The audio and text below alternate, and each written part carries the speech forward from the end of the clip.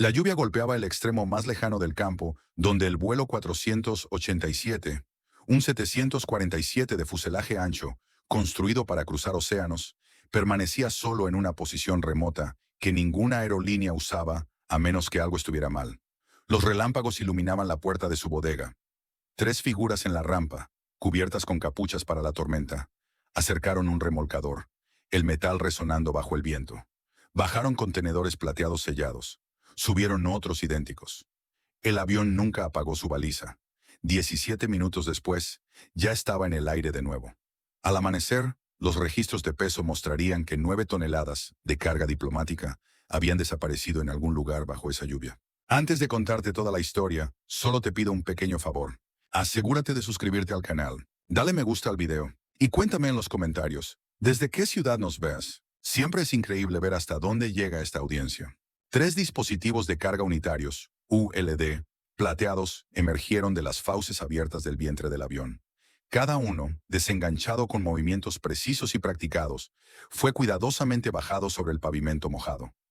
Sus superficies metálicas, húmedas y relucientes, reflejaban la luz dispersa mientras eran maniobrados sobre carros de transporte.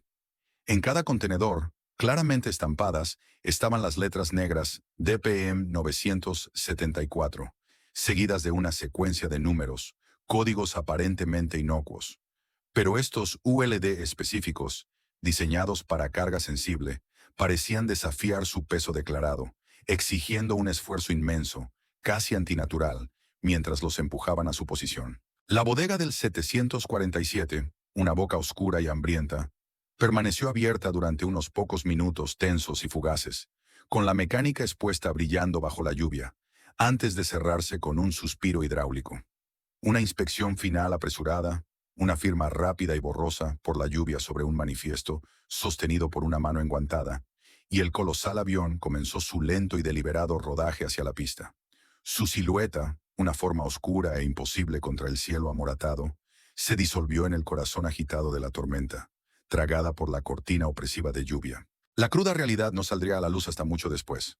En su destino final, durante lo que debía ser una simple revisión rutinaria de peso, se detectó una discrepancia imposible y alarmante. El vuelo 487, el enorme carguero, había llegado casi 9 toneladas más liviano de lo que indicaba su manifiesto. La valiosa carga diplomática, declarada, registrada y supuestamente segura, simplemente, inexplicablemente, había desaparecido. Su valor estimado en el mercado callejero de Air UU, una cifra que más tarde sacudiría los círculos internacionales y desataría una frenética investigación multinacional, era asombroso. 317 millones de dólares. No se ofreció explicación, no se encontró rastro, solo el hecho frío, duro e innegable de la ausencia. ¿Dónde, en el caótico abrazo de una tormenta tropical, desaparecieron 9 toneladas de carga de alto riesgo sin inspección? La pregunta flotaba en el aire empapado, sin respuesta, un silencioso y aterrador testimonio de un acto de desaparición a una escala sin precedentes. El pavimento mojado, las balizas parpadeantes, los contenedores numerados vislumbrados bajo la lluvia torrencial. Todos eran testigos mudos de un crimen que desafiaba la creencia. Un golpe ejecutado en el ojo de un huracán. La chispa inicial de sospecha, una diminuta y casi imperceptible punzada de inquietud, se sembró semanas antes, en un monótono vuelo nocturno de Ciudad de México a Miami. Rafael, un experimentado auxiliar de vuelo con una década de rutas a cuestas, recorría el familiar y estrecho pasillo de la clase ejecutiva, ofreciendo café tibio, con una sonrisa ensayada y distante. Su mente estaba a kilómetros de allí, consumida por la sombría aritmética de sus gastos mensuales, el implacable y creciente temor a las facturas médicas crónicas de su madre, un dolor sordo bajo el esternón. Cada turno extra, cada pequeña propina, le parecía como intentar vaciar un océano con un dedal. Entonces, un fragmento de conversación, cortante y urgente, flotó desde los mullidos asientos 2B y 2C. Dos hombres, impecablemente vestidos, sus rostros ocultos por la tenue luz de la cabina, discutían en español acelerado, sus voces bajas pero cargadas de irritación apenas contenida. Uno de ellos gesticuló con desdén, con una mano que aún sostenía un vaso de whisky medio vacío. «Lo volará por Vancouver otra vez», murmuró, el otro soltando una risa seca en respuesta, un sonido corto y desdeñoso. 9 toneladas. ¿Sabes lo que es eso en dólares? Rafael, cuyo trabajo exigía invisibilidad, una anticipación casi psíquica de las necesidades de los pasajeros, sintió un súbito y agudo estremecimiento. 9 toneladas. El número resonó, denso de significado tácito, cargado de implicación. Vancouver. Sirvió café, su mano firme, sin delatar el temblor interno. Pero su mente corría, reproduciendo las palabras, el tono casual, casi aburrido, de su conversación. Había escuchado incontables fragmentos de charlas durante sus años en el aire. Discretos tratos de negocios, explosivas disputas domésticas, ansiedades frenéticas de viaje. La mayoría se desvanecían, olvidadas antes de que el tren de aterrizaje tocara suelo. Pero esta, la mención casual de un peso imposible, una tonelada que hablaba de algo mucho más que carga rutinaria, se le quedó grabada. Discretamente, casi por reflejo, sacó su teléfono, su pantalla un pequeño rectángulo luminoso en la cabina oscura. En una nota privada, apareció un apunte breve y críptico, una migaja en el vasto océano digital. Vuelo 487. Matrícula XA conocida. Comentario escuchado, 9 toneladas. Vancouver. Intentó descartarlo, encogerse de hombros como si fuera otra rareza del extraño mundo cerrado de la aviación comercial. La tripulación escuchaba de todo, al fin y al cabo, pero rara vez actuaba. Era mejor, más seguro, permanecer ajeno. Sin embargo, unos vuelos más tarde, el encogimiento de hombros desdeñoso se transformó en una inquietud más profunda y perturbadora. Observó desde las ventanas polarizadas de un autobús de tripulación que se alejaba de la terminal, cómo un equipo de tierra, moviéndose con una eficiencia inusual, casi furtiva, cargaba 3 enormes contenedores sellados en el vuelo 487. Eran los ULDN de medios diplomáticos, exentos de los procedimientos estándar de rayos X y escaneo, aparentemente fuera del escrutinio, aplicado a cualquier otra pieza de carga. No había ningún equipo visible de seguridad reforzada, ningún manejo especializado más allá de su colocación en la bodega. Solo el zumbido habitual de la rampa, el bajo retumbar del equipo en tierra. Esta vez, la curiosidad no se disipó fácilmente. Lo enganchó, una línea con púas en su interior. Empezó casi de manera inconsciente a prestar más atención, anotando de forma casual qué vuelos transportaban esas unidades sin inspección. Un murmullo silencioso de sospecha creciente que comenzó a resonar en lo más profundo de él. Una nota discordante en la sinfonía predecible de su vida. Era una melodía tenue de inquietud, pero persistente, negándose a silenciarse, creciendo lentamente hasta un crescendo. Ese murmullo se convirtió en un canto de sirena, insistente, cada vez más fuerte con el paso de los días. Rafael, impulsado por un instinto que no podía articular, por una sensación inquebrantable de que algo andaba terriblemente mal, se sumergió en la observación meticulosa del patrón recurrente del vuelo 487. Era una ruta de largo alcance, un ballet aéreo preciso, casi robótico, Ciudad de México a Vancouver, para una parada técnica obligatoria, y luego hacia Miami, un gigante en la interfaz de carga. La regularidad era casi inquietante. Cada 14 días, como un reloj, el mismo Boeing 747, con el número de cola XC, ahora grabado en la memoria de Rafael, a menudo bajo el mando de los mismos capitanes rotativos, ocupaba el mismo espacio en la rampa nocturna. Su llegada y salida eran predecibles hasta el minuto, un punto fijo en el caótico flujo del tráfico aéreo internacional. Lo que realmente captó su atención, lo que elevó su curiosidad casual a una obsesión innegable, fue el manifiesto de carga, o más exactamente, la falta de transparencia constante y evidente en ciertas entradas. Sin excepción, cada vez, el manifiesto listaba 3 ULD como medios consulares en tránsito clasificados. Estas unidades específicas, por su supuesta naturaleza diplomática, estaban exentas de los procedimientos normales de rayos X cuando estaban en tránsito aduanero. Era una laguna diseñada para valijas diplomáticas altamente sensibles, un atajo a través de los protocolos de seguridad estándar, una concesión a la diplomacia internacional. Sin embargo, los pesos declarados para estos contenedores, cuando Rafael los contrastaba mentalmente con el empuje necesario para retroceder un 747 completamente cargado y sus cálculos de combustible correspondientes, parecían imposiblemente, incluso cómicamente, bajos. Hizo los cálculos en su cabeza. Aritmética simple, pero con implicaciones profundas. El peso declarado para estas tres unidades era constantemente menor que el de un coche familiar pequeño. Una cifra absurda para contenedores, que visualmente parecían robustos y pesados. Era una discrepancia sutil, no suficiente para activar una alerta automática dentro de los complejos sistemas de la aerolínea, pero llamativamente obvia para un ojo experimentado como el suyo. Podía verlo en la forma en que la enorme aeronave se asentaba sobre su tren de aterrizaje al llegar, la resistencia sutil, casi imperceptible, que ofrecía durante el rodaje, la manera en que consumía combustible para una carga aparentemente tan ligera. Los números simplemente no cuadraban, no sin recurrir a una matemática compleja e ilógica.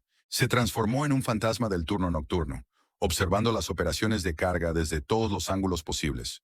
Un observador silencioso e imperturbable. Desde un jump seat, viajando como personal en traslado, vigilaba a los equipos en tierra. Desde las ventanas tintadas del autobús de tripulación, pasando junto a las bahías de carga tenuemente iluminadas, bañadas por el brillo anémico de las luces de la rampa, forzaba la vista en busca de detalles. Incluso desde el perímetro permitido para los traslados de hotel, captando destellos fugaces de actividad, tomaba notas mentales y físicas. Notó un punto ciego constante, un ángulo específico donde los camiones de catering se posicionaban, aparentemente de manera inocua, ocultando perfectamente la vista de las cámaras durante varios minutos críticos. Esta obstrucción visual repetida, combinada con las discrepancias persistentes y casi burlonas en el peso, solidificó su creciente sospecha. Parecía cada vez más claro que algo mucho más denso, mucho más valioso que simples documentos, viajaba constantemente en esas latas selladas y sin inspección, envuelto en el disfraz de inmunidad diplomática. Cada observación apretaba más el nudo de inquietud, arrastrándolo más profundo hacia las corrientes ocultas del vuelo 487, confirmando que su intuición inicial había sido mucho más que un pensamiento fugaz. La pregunta lo desgarraba, implacable, devorando su tranquilidad. ¿Por qué arriesgarlo todo? ¿Por qué abandonar la relativa seguridad de su rutina para un camino peligroso, potencialmente mortal? Rafael, a sus 32 años, cargaba con el peso silencioso y pesado de una vida vivida en márgenes precarios. Una lucha constante contra una marea invisible. Sus raíces estaban hundidas en las polvorientas, extensas y a menudo brutales tierras fronterizas de Juárez. Una ciudad que te enseñaba lecciones duras desde temprano. Aprendió rápido a ser invisible, a navegar corrientes ocultas de peligro, una habilidad necesaria para sobrevivir en un lugar donde las vidas podían desvanecerse tan rápido como las sombras del desierto, tragadas por el incesante torbellino del comercio ilícito.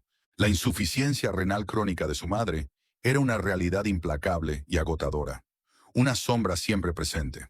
Cada factura médica, cada receta, era como una nueva herida en sus escasos ingresos, un pozo sin fondo que devoraba su salario. Los recientes recortes en el plan de pensiones de la aerolínea habían sido un golpe amargo e inesperado, erosionando los últimos vestigios de su seguridad financiera, dejándolo expuesto y vulnerable. Las horas extra, antes un salvavidas confiable para reducir la aplastante deuda, se reducían, dejándolo asfixiado bajo una mezcla implacable de deudas en pesos y dólares que parecía insuperable. Estaba atrapado, como un hámster en una rueda cada vez más acelerada, corriendo solo para mantenerse en el mismo lugar. Había visto suficiente violencia, escuchado suficientes susurros escalofriantes sobre lo que les sucedía a quienes se desviaban por el camino equivocado en las rutas del norte, las brutales consecuencias incluso por transgresiones menores. Se repetía a sí mismo, una y otra vez, que él solo era un auxiliar de vuelo, sirviendo café, ofreciendo una manta reconfortante, una sonrisa agradable. Solo era una pieza pequeña e insignificante en la vasta e impersonal máquina de la aviación comercial. Sin embargo, el número 9 toneladas, escuchado en clase ejecutiva, se negaba a ser silenciado. Lo carcomía un recordatorio constante e insidioso de la colosal riqueza ilegal, no grabada, que se movía en silencio por los cielos, oculta a plena vista, mientras su propia vida tambaleaba al borde de la ruina, su familia a un solo paso de un colapso por una emergencia médica. Recordaba a su primo, un chico callado, apenas mayor que él, que simplemente desapareció sin dejar rastro tras ser sorprendido transportando unas cuantas pastillas a través de la frontera. Ese recuerdo, agudo y frío como un viento invernal, alimentaba una potente mezcla de miedo, desesperación y una ira justa que hervía en silencio. Su creciente conciencia sobre la carga diplomática, su naturaleza no inspeccionada y el enorme volumen que representaba, sumada a su profundo estrés financiero y emocional, comenzó a transformarse de mera curiosidad en un cálculo desesperado y peligroso. La carga ilícita se convirtió en una solución atractiva y letal para un problema imposible. Una cuerda lanzada a un mar embravecido.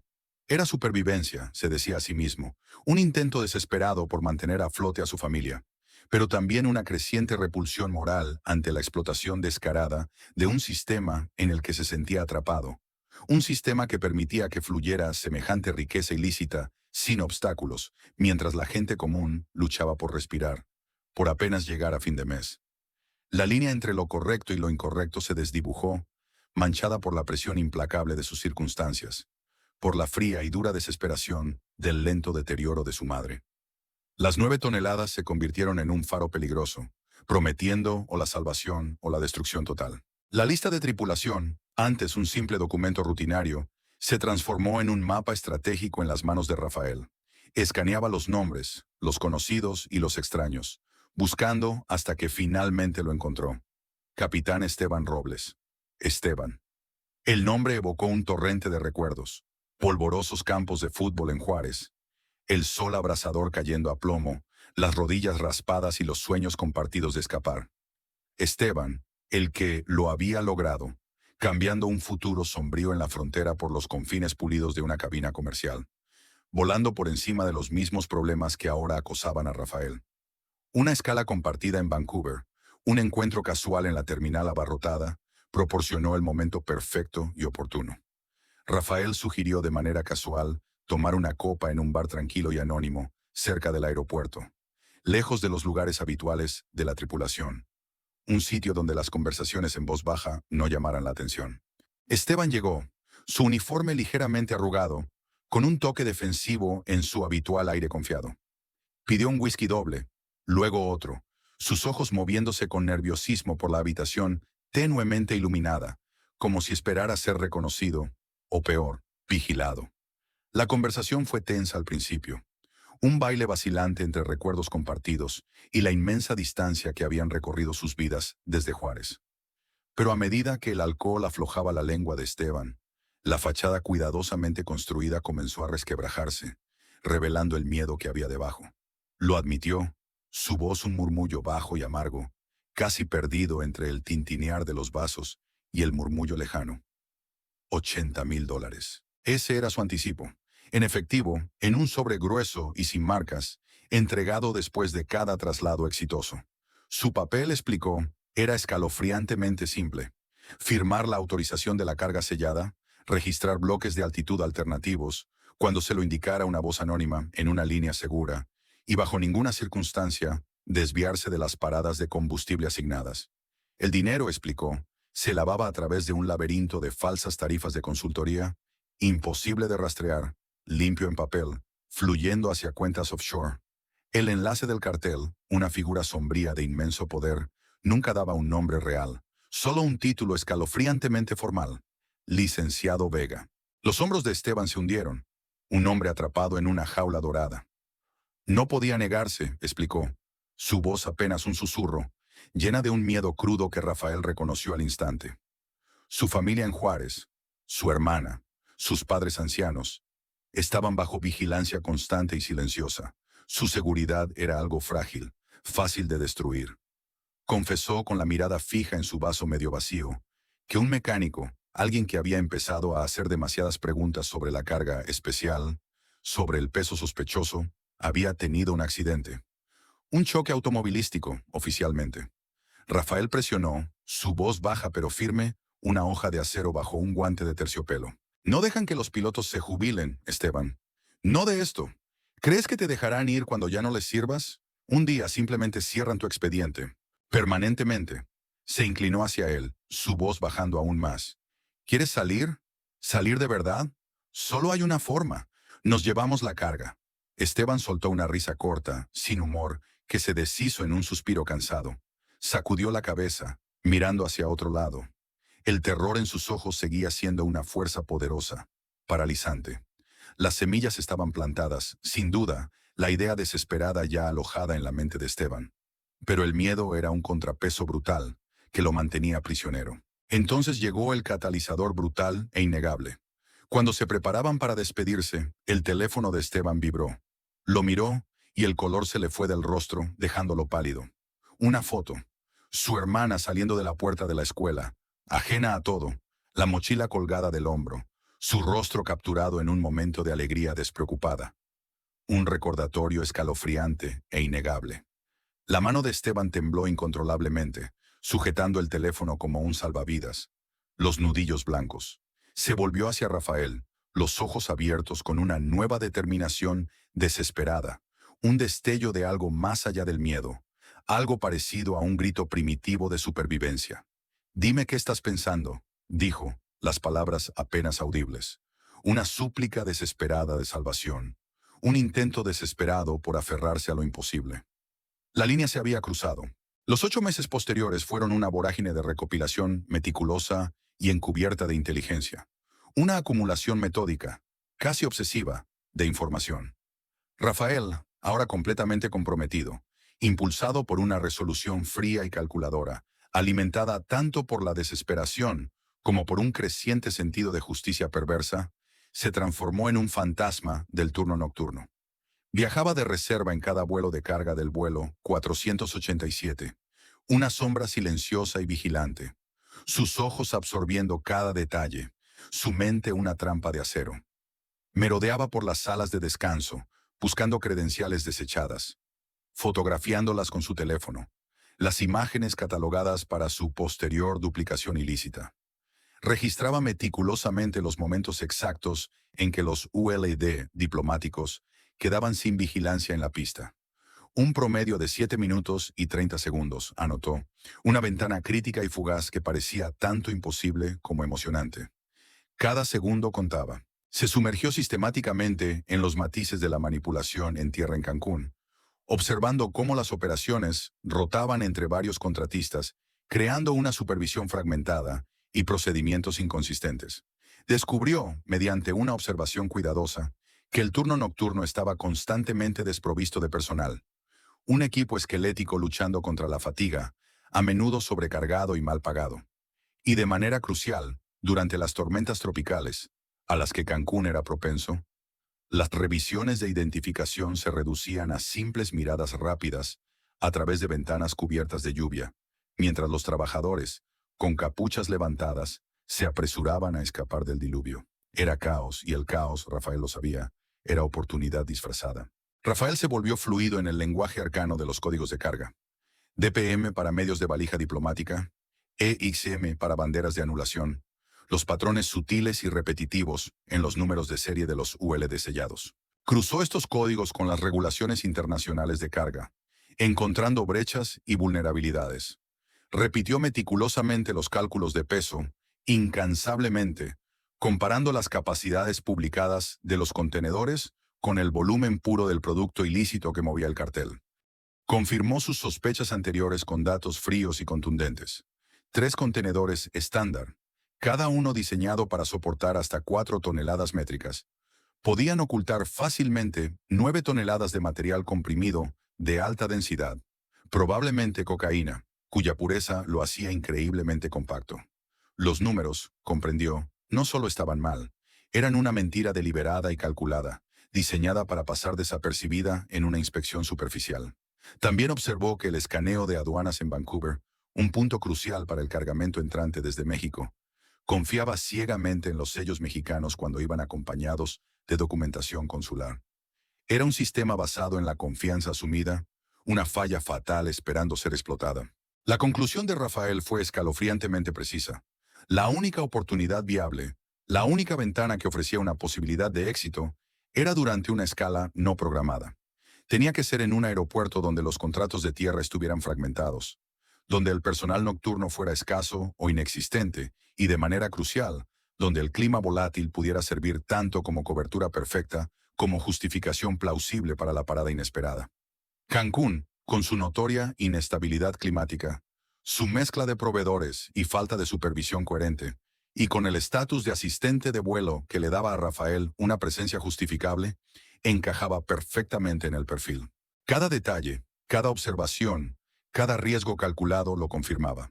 Cancún se convirtió en el objetivo único, láser, de su audaz plan. La operación, ahora una entidad viva y palpitante en su mente, empezó a tomar una forma aterradora y hermosa. Sintió descender una extraña calma, la calma de un hombre que finalmente ha encontrado su propósito, por peligroso que sea. La planificación de la Operación Lotus se desarrolló como un ballet de engaño meticulosamente coreografiado. Cada paso un testimonio de observación cuidadosa e ingenio audaz. Rafael y Esteban, reuniéndose en susurros en habitaciones anónimas, de hoteles en varias ciudades, nunca en el mismo lugar 2 veces, diseñaron una trampa documental compleja. Su objetivo, forzar al vuelo 487 a realizar una parada no programada, pero completamente aprobada en Cancún, supuestamente por una discrepancia en el manifiesto consular. Tenía que ser hermética, sin dejar espacio para sospechas. El primer paso fue fundamental. Clonaron minuciosamente credenciales de tierra caducadas. Rafael pasó semanas en salas de descanso de aerolíneas, recolectando discretamente tarjetas de identificación desechadas, analizando laminados, tipografías y los sutiles elementos de seguridad. Luego imprimió superposiciones realistas con logotipos de contratistas meticulosamente obtenidos de documentos de licitaciones públicas, antiguos manuales de empleados hallados en foros en línea e incluso fotografías de uniformes vistas en la rampa. Adquirieron un tractor de remolque dado de baja a través de una red laberíntica de empresas de mantenimiento fantasma y compañías pantalla, comprándolo a precio de chatarra. Luego pasaron noches clandestinas repintándolo para que coincidiera casi a la perfección con la flota legítima. Solo un dígito, casi imperceptible, diferente en su número de identificación, un detalle que solo la inspección más diligente detectaría. Después alquilaron 3 carcasas de ULD, abolladas e irrelevantes, de un desguace cerca de Ciudad de México, elegidas precisamente por su apariencia desgastada y ordinaria. Las forraron cuidadosamente con bolsas de lastre llenas de agua y chatarra, calibradas meticulosamente para coincidir exactamente con el peso en báscula de la carga real. Esto era crucial. Cualquier discrepancia al cargar los señuelos arruinaría toda la operación. Rafael, con su ojo meticuloso para los detalles, pasó horas en el aeropuerto, capturando discretamente escaneos reales de códigos de barras de operaciones anteriores del vuelo 487 mediante un escáner oculto, disfrazado como aplicación de teléfono. Luego, estos códigos reales se estamparon sin fallos en los señuelos, creando una imitación perfecta, hasta el último dígito. La obra maestra de su engaño fue el aviso electrónico de aduanas falsificado. Crearon un mensaje digital que citaba una falla crítica de integridad en la carga consular sellada. Verificación requerida en el puerto federal mexicano más cercano, Yashinana Zone. Esta alerta fabricada, diseñada para parecer urgente y obligatoria, desencadenaría la parada no planificada. Para que la escala imprevista resultara completamente plausible, Esteban sobrecargó discretamente de combustible al vuelo 487 en su salida desde Ciudad de México, asegurando que el enorme avión tuviera reservas suficientes para un desvío inesperado, haciendo que la parada pareciera menos sospechosa. De manera crucial, programaron la operación para que coincidiera con los procedimientos notoriamente impredecibles de alerta por rayos en Cancún. Simonas. Rafael había observado que dichas alertas restringían sistemáticamente el acceso a la rampa, creando una ventana de caos controlado que les permitiría dictar quién tocaba la carga. Era una apuesta calculada, pero una que maximizaba su control. La operación, con nombre en clave Lotus, era una referencia sutil a la propia flor. Se pliega bajo la lluvia, protegiendo su delicado núcleo, tal como la estrecha ventana cubierta de lluvia que necesitaban crear y resguardar para su audaz robo. Cada elemento, cada contingencia, cada posible fallo fue considerado, practicado y perfeccionado. Repasaron simulaciones mentales innumerables veces, anticipando cada obstáculo posible. Estaban listos. El aire chisporroteaba con una peligrosa anticipación. El escenario estaba listo, los elementos confabulándose en una sinfonía caótica. Células tormentosas, hinchadas con furia caribeña, giraban violentamente sobre la península de Yucatán. Un torbellino de viento y agua que reducía la visibilidad a casi cero. El control de tráfico aéreo, citando advertencias severas por turbulencia inesperada y una solicitud urgente de verificación aduanera activada por su aviso falsificado, desvió el vuelo 487 hacia Cancún. El colosal Boeing 747, un fantasma plateado contra el cielo oscurecido y amoratado, avanzaba lentamente, deliberadamente, hacia una posición remota, lejos de la terminal principal, sus enormes motores apagándose con un silencio inquietante y antinatural.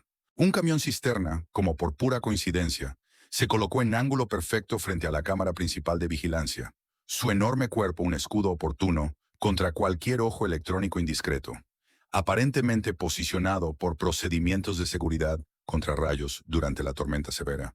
El verdadero equipo de rampa nocturno era escaso, un pequeño grupo agobiado luchando contra la lluvia torrencial, sus rostros cubiertos por capuchas y viseras empapadas, concentrados únicamente en sus tareas inmediatas y miserables. Desde la penumbra y la lluvia intensa, Rafael y sus dos cómplices cuidadosamente seleccionados emergieron, indistinguibles del personal legítimo en sus impermeables y credenciales falsificadas. Esteban, sorprendentemente sereno, a pesar del frenético latido de su corazón, se movió con una facilidad practicada, sus movimientos, precisos, firmando el registro de mantenimiento, con un gesto casual, para justificar la apertura de la enorme puerta de carga. La ilusión de normalidad era crucial. El momento había llegado. El tiempo se comprimió, se estiró, se distorsionó bajo la pura tensión que vibraba por debajo del rugido de la tormenta. Los tres contenedores reales, densos con su contenido ilícito, fueron desenganchados y retirados con una velocidad sorprendente, sus ruedas gimiendo contra el pavimento mojado. Las pistolas de escaneo emitieron pitidos huecos de confirmación, operando en modo fuera de línea, sus datos en cola para una carga posterior, no revisada, en un sistema que los registraría como descargados y luego recargados. Los señuelos, idénticos en todo aspecto visible, fueron movidos rápidamente a su posición y cargados en su lugar, con correas y sellos que parecían impecablemente válidos, con pesos perfectamente calculados. Toda la operación fue un ballet frenético y silencioso bajo la cobertura de la tormenta. Los ULD reales, ya fuera del avión, fueron enganchados con destreza detrás de un tren de catering, su presencia oculta por el volumen del gran vehículo de servicio. Desaparecieron, casi sin fisuras, por una carretera de servicio raramente usada, luego a través de una puerta perimetral de servicios que había sido convenientemente dejada abierta unas horas antes para una supuesta reparación de drenaje por tormenta. Un detalle aparentemente inocuo que ahora servía a un propósito mucho más oscuro. El tiempo total en tierra del vuelo 487 en Cancún fue de apenas 17 minutos.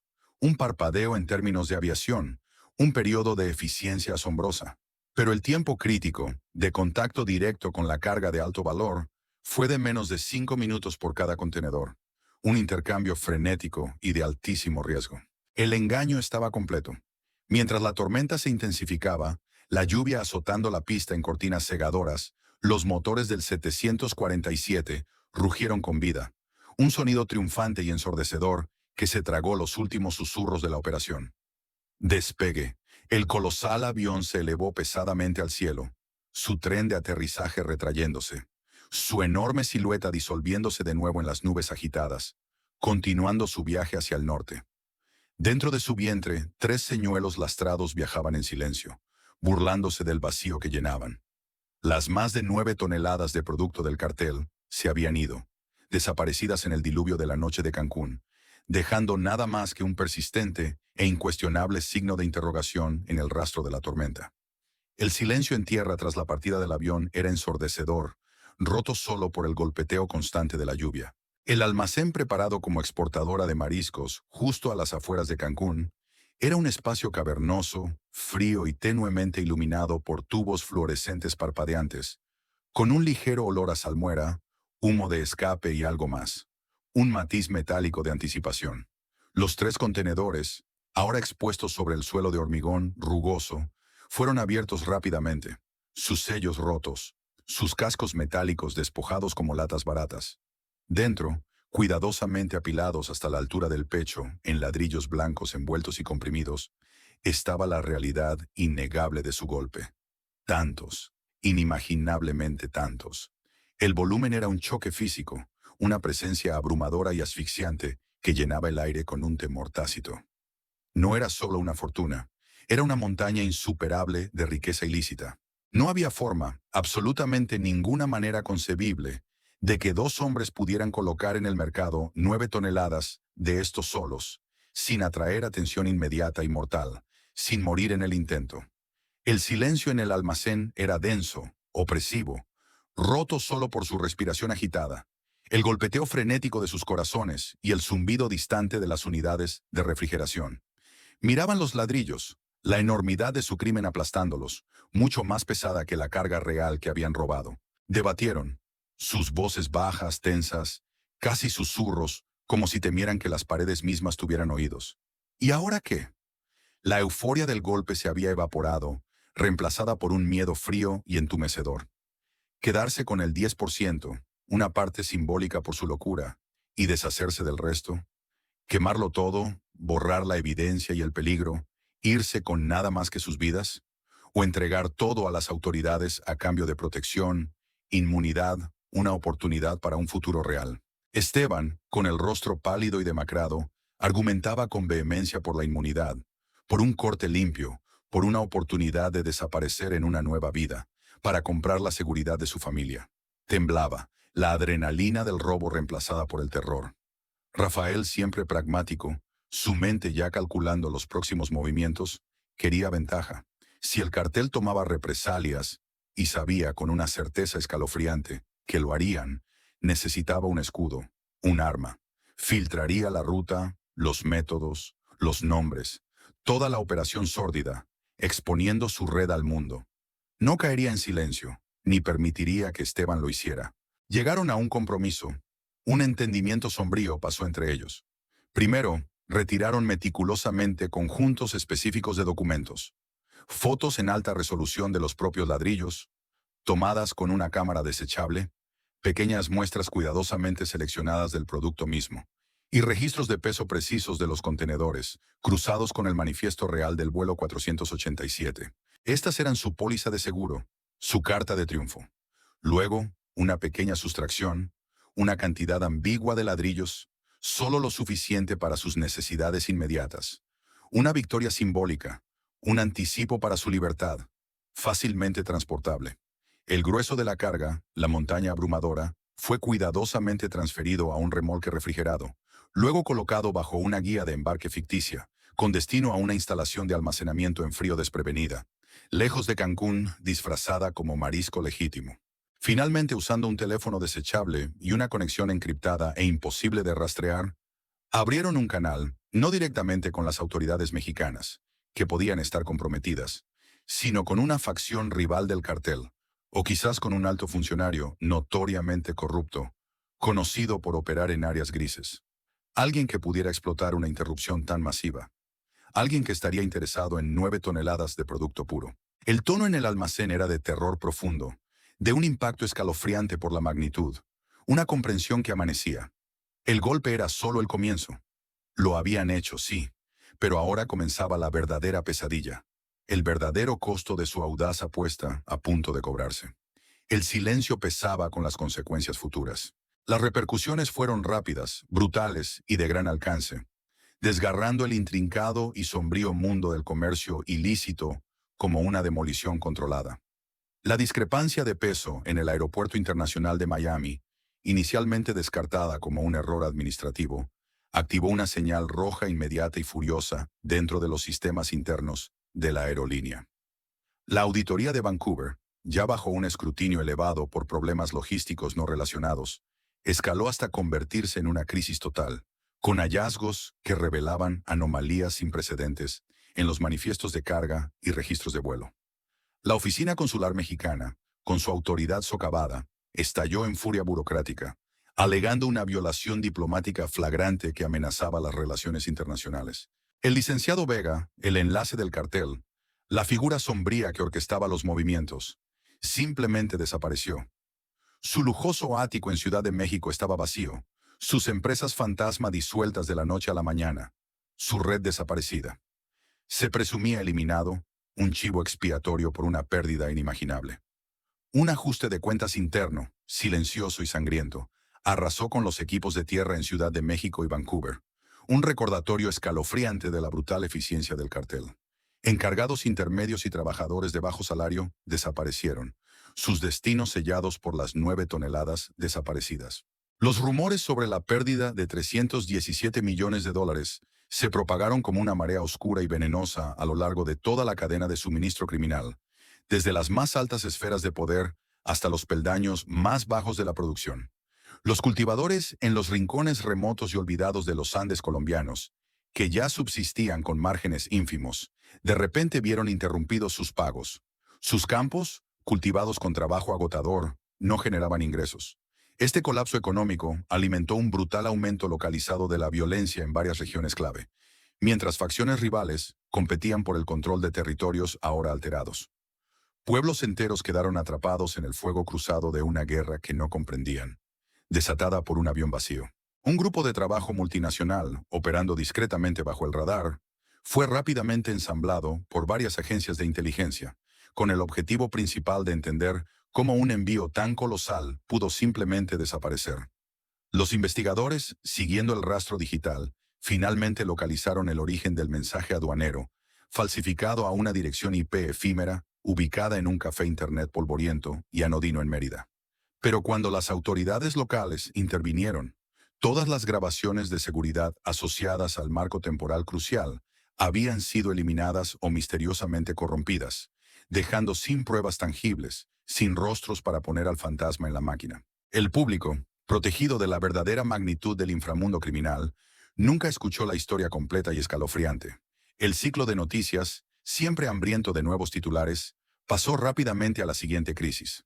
Pero dentro de los círculos callados y sombríos del crimen organizado y la carga internacional, susurros sobre la parada en Cancún que arruinó el trimestre circularon como una leyenda aterradora, una historia aleccionadora de arrogancia, pérdida imposible y la mano invisible que se atrevió a golpear.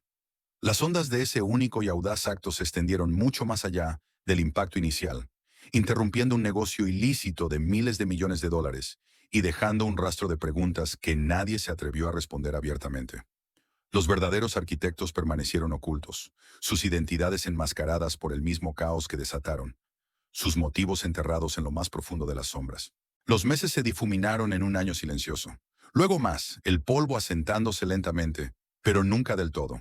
Esteban Robles, su cojera un recordatorio perpetuo y sutil de su vida anterior, un fantasma de un accidente olvidado, se reportaba inscrito bajo un nuevo nombre, una nueva identidad, en una pequeña escuela de aviación, enclavada en lo profundo de las montañas escarpadas y desoladas de la Patagonia. Ahora pilotaba pequeños aviones de hélice, lejos de los gigantes del transporte internacional. Rumores sobre un programa clandestino de protección gubernamental, un quid pro quo por información que había destrozado de manera irrevocable una ruta mayor del cartel, circulaban en silencio entre los entendidos, sin confirmación pero ampliamente creídos, sumando misterio a su figura. Era un hombre renacido o tal vez simplemente un fantasma al que se le concedió una segunda oportunidad. Rafael, siempre esquivo, siempre invisible, fue visto solo una vez, brevemente, casi fugazmente, en la antigua y soleada ciudad de Murcia, España. Empujaba una silla de ruedas, con una figura pequeña y frágil envuelta en mantas, protegida del sol por un sombrero de ala ancha. Se asumió ampliamente, aunque nunca se probó de manera definitiva, que era su madre, recibiendo finalmente el cuidado continuo y especializado por el que él había arriesgado todo. Una victoria silenciosa en una vida definida por la lucha. Después de ese vistazo solitario, también se desvaneció en el éter global. La historia, sin embargo, sobrevivió en los datos fríos y duros. Números de serie de ladrillos dispersos de producto, incautados meses e incluso años después, enredadas no relacionadas en 4 países diferentes, España, Italia, Australia, Estados Unidos, fueron rastreados meticulosamente por agencias de la ley frustradas. Cada secuencia coincidía perfectamente, confirmando su origen en la carga perdida del vuelo 487, las 9 toneladas fantasma aún acechando el mercado ilícito. Y sin embargo, a pesar de la evidencia innegable del producto en sí, a pesar del impacto claro en el cartel, a pesar de años de investigación internacional, nunca hubo arrestos directamente vinculados al audaz robo. a los individuos que orquestaron la Operación Lotus.